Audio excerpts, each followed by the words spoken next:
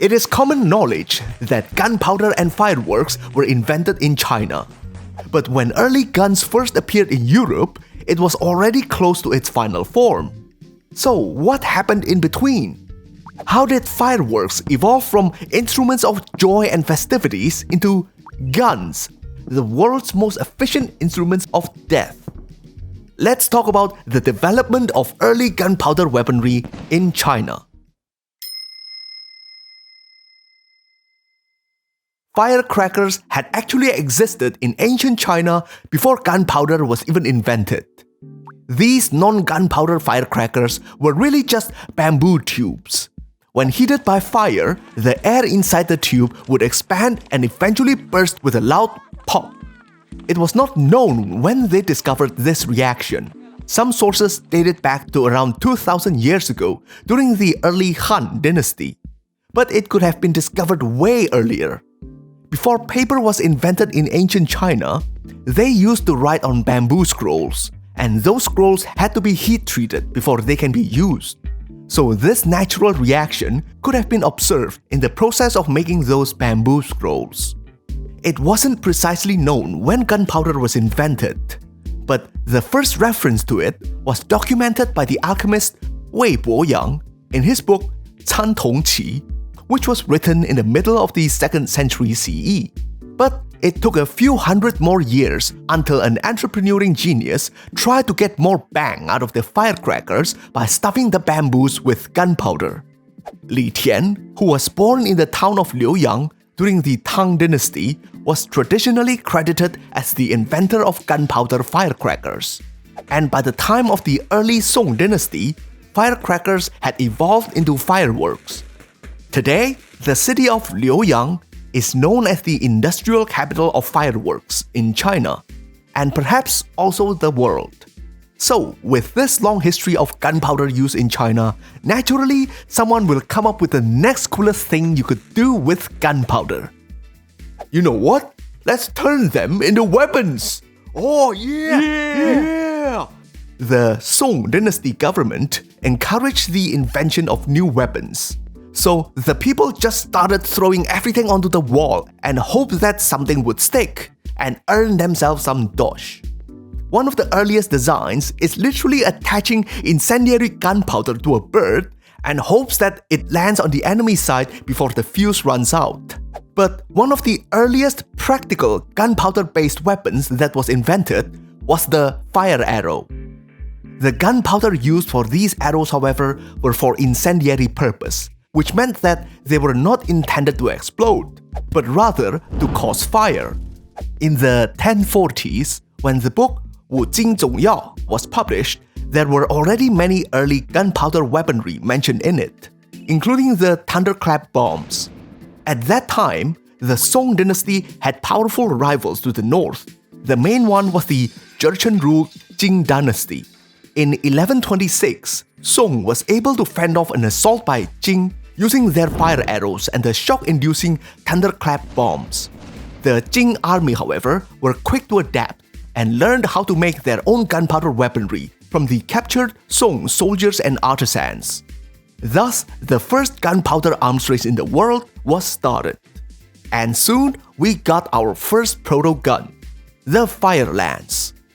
This thing might have been invented earlier, but it made its first appearance in battle records in 1132.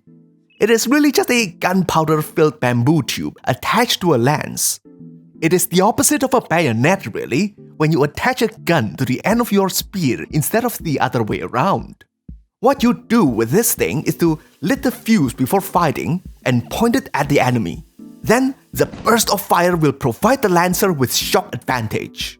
Later on, the fire lance would be improved on. The tube was replaced with metal so that it could withstand more potent gunpowder formula, and the content could also include porcelain shrapnels and poison gas.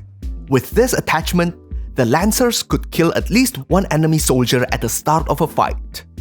The first true bomb, the iron bomb, was invented sometime in the late 1100s and early 1200s, and its first recorded use in battle was in 1221.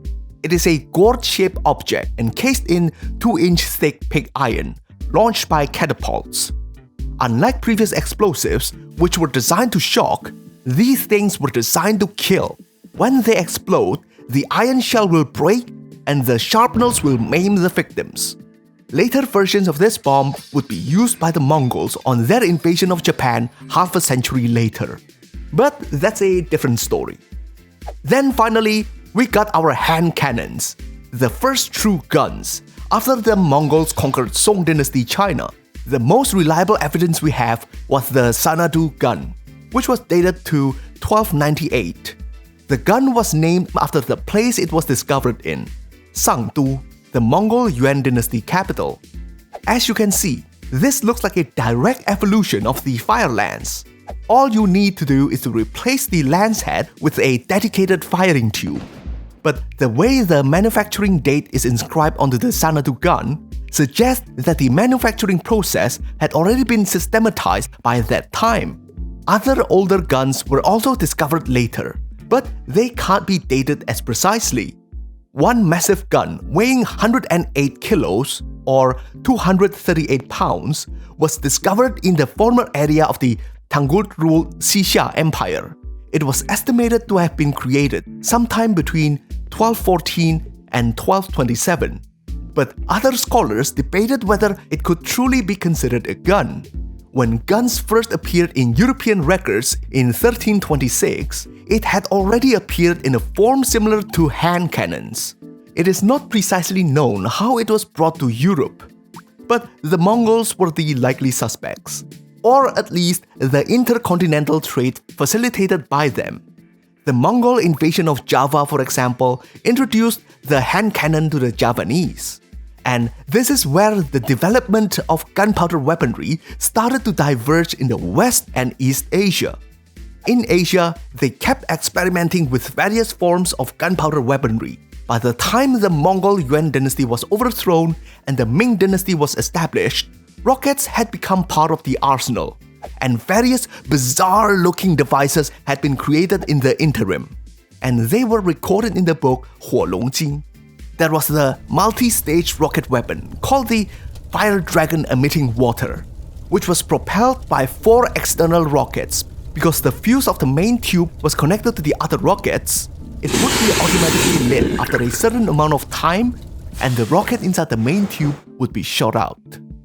There was also the rocket arrow launcher, which could shoot multiple rocket arrows at the same time. There were the large stationary version and also the handheld beehive version. This concept was improved on later in Korea and became the Hwacha in the 16th century. They also made cannons in Asia, but they were rarely as large as the ones in Europe. Even the larger devices were mostly used as anti-personnel weapons.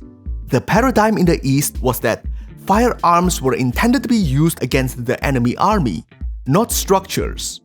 Meanwhile, in the West and Near East, they kept refining the same form and eventually developed larger and more powerful cannons. The cannons proved to be very effective siege weapons too. When Mehmed II, Sultan of the Ottoman Empire, blew through the supposedly impenetrable walls of Constantinople in 1453 and took the city. Historian Tonio Andrade posits that the reason for this divergence might be explained by the type of walls built in China. In Europe, the walls were mostly built with stones and mortars, and they are usually not very thick. The walls of Constantinople, for example, was only around 4.5 to 6 meters thick.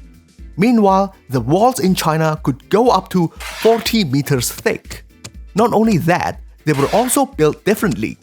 Under the layer of stone exteriors, the inside of ancient Chinese walls were made of stamped earth. Additionally, the walls were also sloped. By coincidence, these impact-absorbing features happen to be the traditional wall-building methods of the Chinese. So without even knowing it, they stumbled upon the most optimal design for defending against cannons. If it took Mehmed II 53 days with 70 massive cannons to take Constantinople, how much resources do you think it would cost to break through Chinese walls? so it would be dumb for the Chinese to even try to build siege cannons. Okay, so that's the early evolution of guns in Asia. Hope you all find it interesting. I am CJ and we release a video on this channel every week. So subscribe if you would like to know more cool histories of Asia and other parts of the world. And if you like spicy takes on the history of Japan, then check out Linfami's channel. Until next time, stay cool my bros!